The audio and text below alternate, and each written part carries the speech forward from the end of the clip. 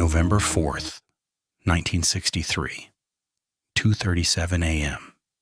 James Jimmy Walker sat in his car outside Bumpy Johnson's apartment building on Edgecombe Avenue, hands gripping the steering wheel so hard his knuckles had gone white.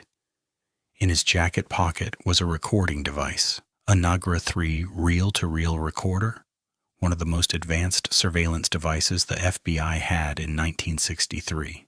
It had been sewn into the lining of his coat by FBI technicians 3 days earlier. Jimmy had just spent 4 hours with Bumpy. Dinner at Wells Restaurant, drinks at Small's Paradise, late-night conversation in Bumpy's apartment about business, about territory, about money. And the entire time, the device in Jimmy's pocket had been recording every word. This was the 87th time Jimmy had worn a wire around Bumpy Johnson. He'd been doing it for 2 years. 730 days of lying to the man who'd been his best friend for over 20 years. The man who'd given Jimmy his first job in the numbers racket. The man who'd paid for Jimmy's mother's funeral. The man who'd stood as best man at Jimmy's wedding. Jimmy turned off the car engine and sat in the darkness, listening to his own breathing. He was supposed to drive straight to the FBI field office on 69th Street, hand over the recording, let the technicians extract the tape, and transcribe every word Bumpy had said. But tonight, something felt different. Tonight, Bumpy had looked at Jimmy a little longer than usual, asked questions that felt like they had weight behind them, mentioned the name of an informant who'd been arrested 2 months earlier, a man Jimmy had never heard Bumpy talk about before. And then, just as Jimmy was leaving, Bumpy had done something he'd never done in 20 years of friendship. He'd hugged Jimmy, held him for just a moment longer than normal, and whispered in his ear, "You're like a brother to me, Jimmy. I trust you with my life." Now sitting in his car at 2:37 in the morning, Jimmy Walker was starting to wonder if Bumpy Johnson already knew. And if he did, how much time Jimmy had left to live. And to understand how Jimmy Walker became an FBI informant, you have to go back 2 years, October 1961. Jimmy was arrested on a gambling charge. Nothing serious, running a numbers operation out of a barber shop on 145th Street. Normally, it would have meant a fine, maybe 30 days in jail. But this time was different. The arresting officer took Jimmy to a holding cell and left him there for 6 hours. No phone call, no lawyer. Just Jimmy alone, wondering what was happening. Finally, the door opened. But it wasn't a cop who walked in. It was FBI Special Agent Robert Davidson. Davidson was a 15-year veteran of the Bureau. He'd been working organized crime cases in New York since 1949. And for the past 3 years, his primary target had been Bumpy Johnson. "Mr. Walker," Davidson said, sitting down across from Jimmy, "I'm going to make this very simple. You have 2 choices." He slid a folder across the table. Jimmy opened it. Inside were photographs. Jimmy taking money from numbers runners. Jimmy meeting with Bumpy Johnson. Jimmy transporting cash in paper bags. Dozens of photos taken over months, showing Jimmy's entire operation. "We have enough here to charge you with racketeering, gambling, conspiracy, and tax evasion," Davidson said. "Combined sentence, 15 to 20 years in federal prison." Jimmy felt his stomach drop. 15 to 20 years. He was 43 years old. He'd be an old man when he got out. "What's my other choice?" Jimmy asked quietly. Davidson leaned back in his chair. "You work for us, you wear a wire. You record conversations with Bumpy Johnson. You help us build a RICO case against his entire organization. You want me to inform on Bumpy. I want you to help us take down one of the most dangerous criminals in New York City. A man who's been operating with impunity for 30 years. Jimmy shook his head. "You don't understand. Bumpy isn't just my boss, he's my friend. We grew up together. I've known him since we were kids. I understand perfectly, Mr. Walker. You have a choice. Loyalty to your friend, or freedom for yourself, 15 to 20 years in prison, or full immunity and witness protection when this is over. And if Bumpy finds out I'm wearing a wire?" Davidson didn't answer.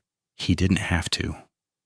They both knew what happened to informants in Bumpy Johnson's organization. Jimmy sat in that interrogation room for 2 hours thinking about his options, his wife, his 2 daughters, the thought of not seeing them for 20 years, versus betraying the man who'd been like a brother to him. At 11:47 p.m. on October 19th, 1961, Jimmy Walker made his choice. He agreed to become an FBI informant. While the first time Jimmy wore a wire around Bumpy Johnson, his hands shook so badly he could barely hold his drink.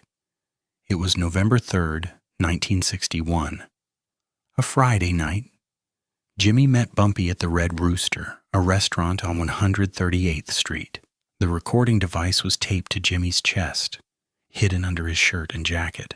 The FBI had spent 3 hours that afternoon teaching him how to use it, how to turn it on, how to position himself so the microphone would pick up conversation clearly. Don't sit too far away, Agent Davidson had instructed. Don't let background noise drown out the conversation. And whatever you do, don't act nervous. Bumpy's survived this long because he can read people.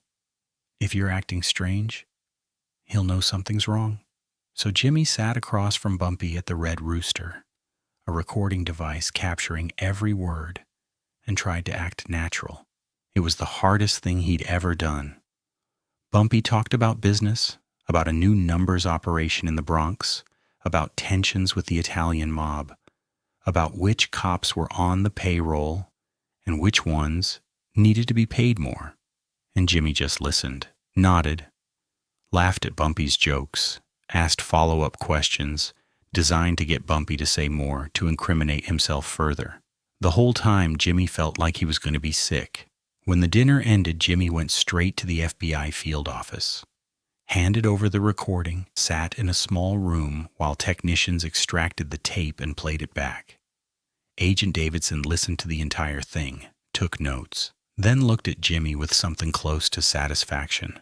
"This is good, Mr. Walker. Really good. Bumpy gave us details about his operation we didn't have before. Names, locations, dollar amounts.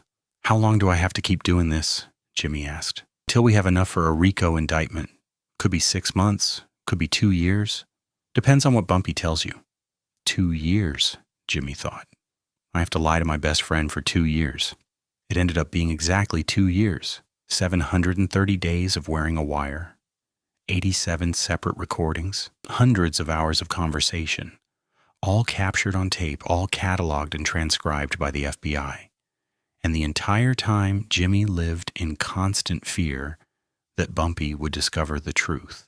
By 1963, Bumpy Johnson was starting to get suspicious. It wasn't anything specific at first. Just a feeling, a sense that the FBI knew too much about his operations, that raids were happening at exactly the wrong time, that informants were being arrested with information that should have been private. In March of 1963, one of Bumpy's top lieutenants, a man named Robert Little Bob Henderson, was arrested by the FBI. During questioning, Little Bob claimed he'd never talked, never given information. But somehow the FBI had transcripts of conversations Bob had only had with a handful of people. One of those people was Jimmy Walker. Bumpy started paying closer attention. He noticed that whenever the FBI made a major move against his organization, it was always after he'd had a conversation with someone in his inner circle. He started testing people, feeding different information to different lieutenants, seeing which pieces of information made their way to law enforcement. And he started watching Jimmy Walker more carefully. In July 1963, Bumpy invited Jimmy to his apartment for a private conversation, just the two of them. No one else around. They sat in Bumpy's living room, drinking whiskey, talking about old times. Bumpy seemed relaxed, friendly, but Jimmy could feel something underneath the conversation, something watchful. "You remember when we were kids?" Bumpy asked. "Running numbers for Madame Queen?" "Of course I remember. We made a promise back then." "You remember what it was?" Jimmy felt his heart rate increase. "We promised we'd always have each other's backs." "That's right, no matter what. Loyalty above everything." Bumpy took a sip of his whiskey, his eyes never leaving Jimmy's face. "That promise still means something to you?" Of course it does, Bumpy. Good. Because these days you can't trust anybody. The FBI's got informants everywhere. People wearing wires, courting conversations, selling out their own friends for a lighter sentence. Jimmy's recording device was running at that exact moment, capturing every word. You ever worry about that? Bumpy asked. About someone close to you betraying you? All the time, Jimmy said, and it wasn't a lie. Bumpy nodded slowly. Then he stood up, walked to the window, looked out at Harlem spread below. If I ever found out someone in my organization was informing on me, Bumpy said quietly, I wouldn't kill them right away. That would be too easy. I'd want them to know I knew. I'd want them to live with that fear, to understand what they'd done. And then when they least expected it, I'd make them pay. He turned back to Jimmy. You understand what I'm saying?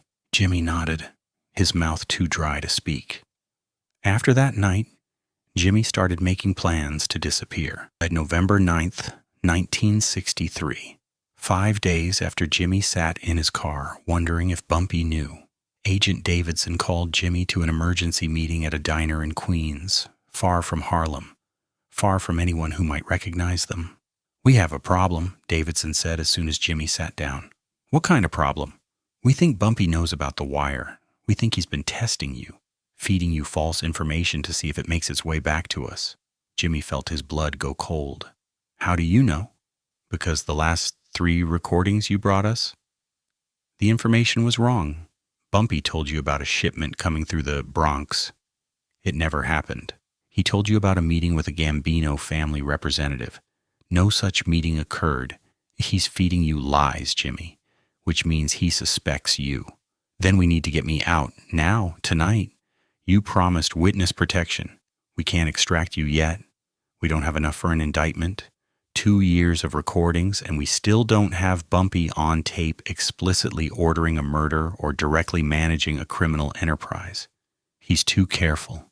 He speaks in code. He never says anything directly incriminating. Then what was the point of all this? Jimmy's voice rose. 2 years of my life, lying to my best friend, risking my life every single day. For nothing? Not for nothing. We have evidence of his organization structure. We have records, we have names, but we need one more thing. We need Bumpy to explicitly order a crime on tape, something we can use for a RICO prosecution. And how am I supposed to get that? Davidson leaned forward. You're going to tell Bumpy that someone's informing on him. You're going to give him a name, someone we've already arrested, someone who can't be hurt. And when Bumpy orders a hit on that informant, we'll have him on tape ordering murder. Jimmy stared at Davidson in disbelief. You want me to get Bumpy to order a murder? To record him doing it? It's the only way. And what happens to me after that? When Bumpy realizes the informant I told him about is already in federal custody, when he figures out I'm the only person who could have known, we extract you immediately. Witness protection, new identity, new life somewhere far from New York. And my family? They come with you. Wife, daughters, everyone. Jimmy sat back in the booth, his mind racing. One more recording, one more lie, one more betrayal. And then it would be over.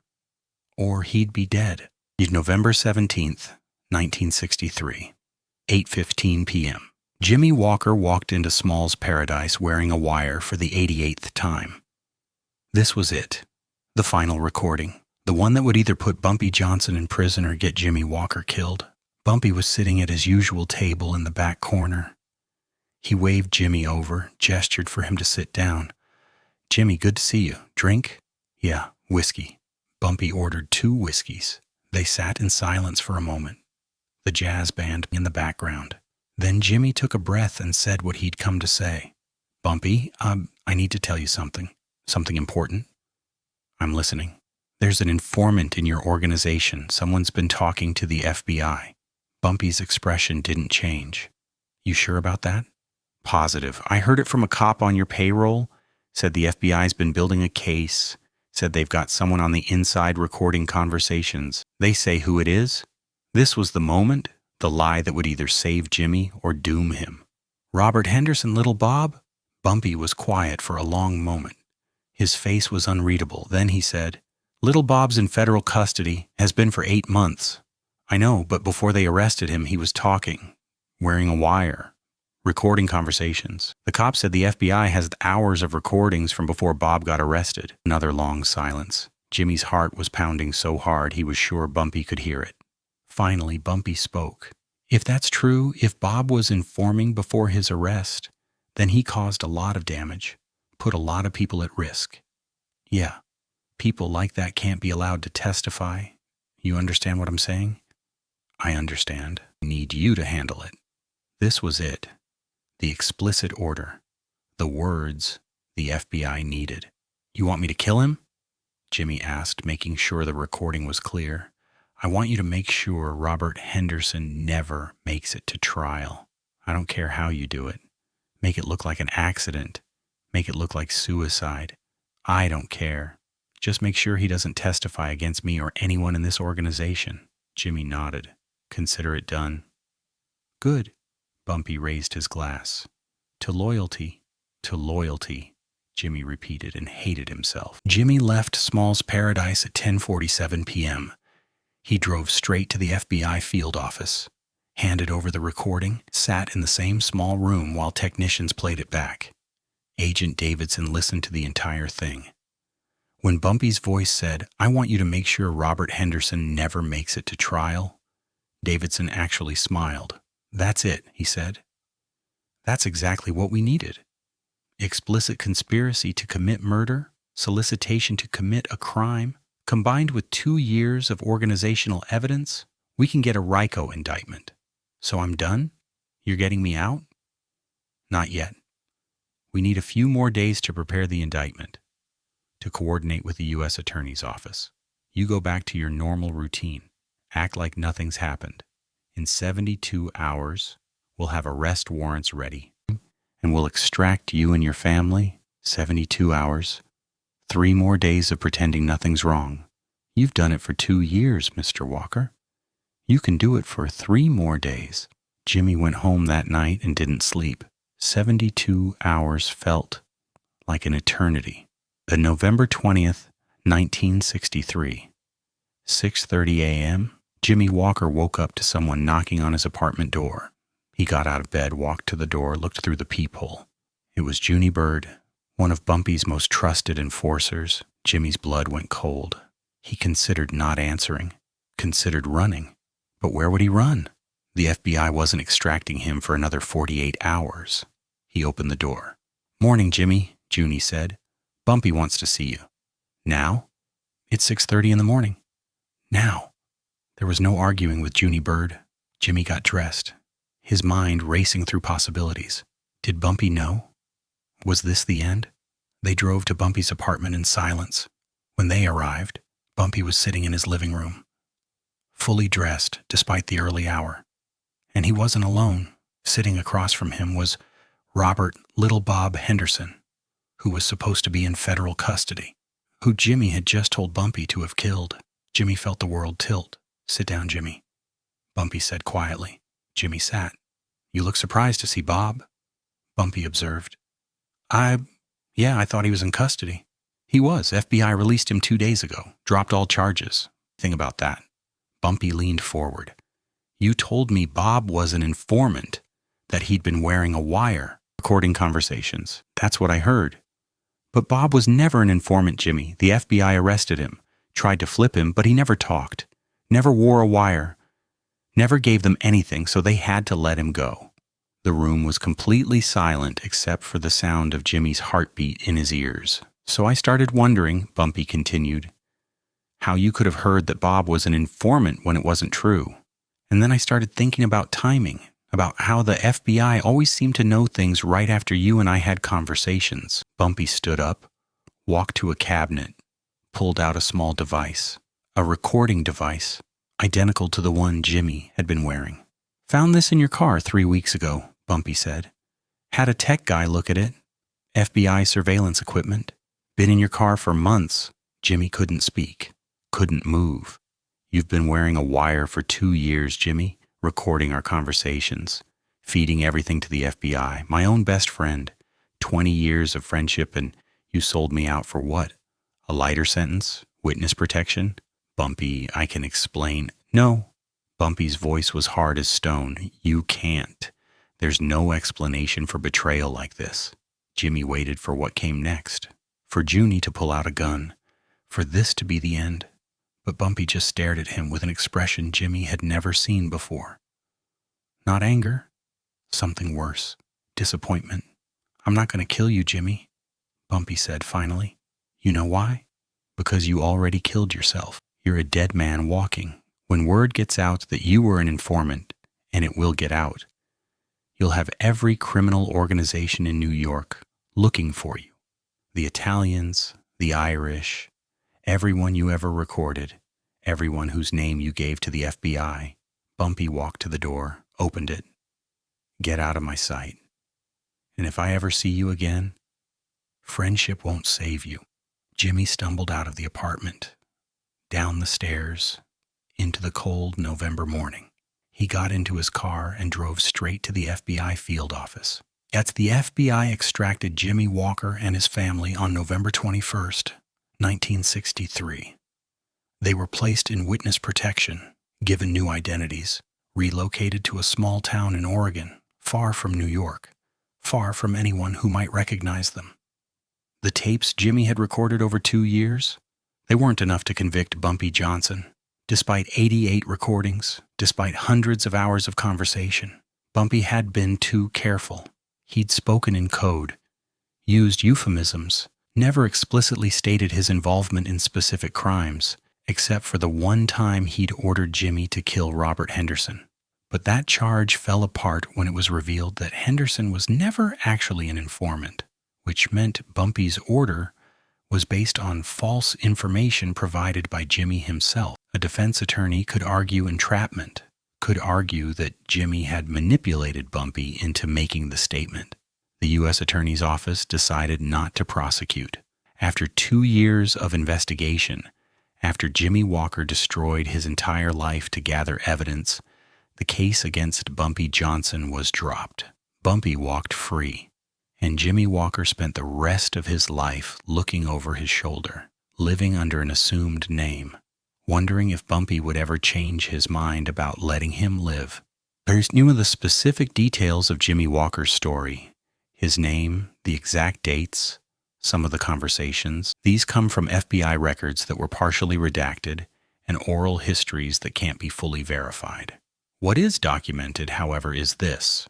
The FBI ran multiple informant operations against Bumpy Johnson throughout the 1950s and 60s. They recruited people close to Bumpy.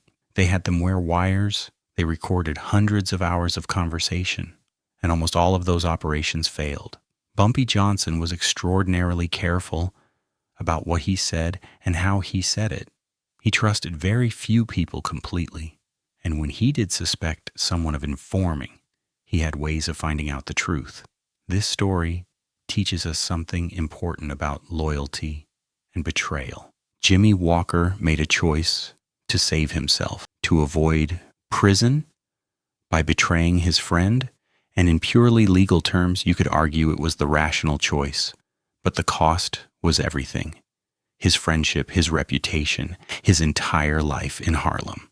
And ultimately, it was all for nothing, because Bumpy never went to prison based on Jimmy's testimony.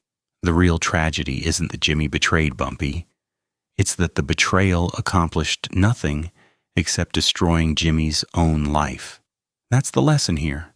Betrayal has consequences that last forever. Jimmy Walker might have avoided 20 years in prison, but he spent the rest of his life in a different kind of prison, witness protection, looking over his shoulder, living under a false name, wondering if today would be the day Bumpy changed his mind. Some prices are too high to pay, even for freedom. Bumpy Johnson died in 1968, 5 years after Jimmy Walker disappeared into witness protection. According to FBI records, the Bureau never successfully prosecuted Bumpy for racketeering despite decades of investigation and multiple informant operations. Bumpy was arrested numerous times. He served time for various offenses, but the big RICO case, the one that would have dismantled his entire organization, it never happened. Because Bumpy understood something that law enforcement struggled to accept. Loyalty can't be manufactured. It has to be earned, and once it's broken, it can never be repaired. Jimmy Walker lived until 1992. He died in Oregon, still under his assumed identity, estranged from most of his family, forgotten by the Harlem community he'd once been part of. There's no grave marker with his real name, no obituary mentioning his role in trying to bring down Bumpy Johnson, just a quiet death in a quiet town. The end of a man who'd made one choice that defined the rest of his life. The FBI agent who recruited him, Robert Davidson, retired in 1975.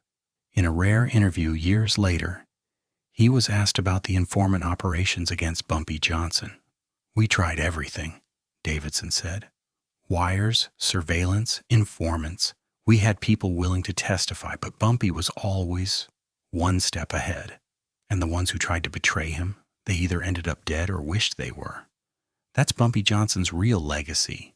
Not the violence, not the criminal empire, but the understanding that in his world, loyalty was the only currency that mattered, and betrayal was a debt that could never be repaid." If this story showed you the true cost of betrayal and why Bumpy Johnson stayed untouchable for decades, hit that like button right now. Subscribe to Bumpy Johnson, the Harlem Godfather, for stories that reveal the complexity of loyalty, power, and consequences. Turn on notifications so you never miss an upload. Drop a comment. Would you have made the same choice as Jimmy Walker? Is avoiding prison worth losing everything else? Remember, in Bumpy's world, you could betray him once, but you'd spend the rest of your life paying for it. This is Bumpy Johnson, the Harlem Godfather, and the streets never forget.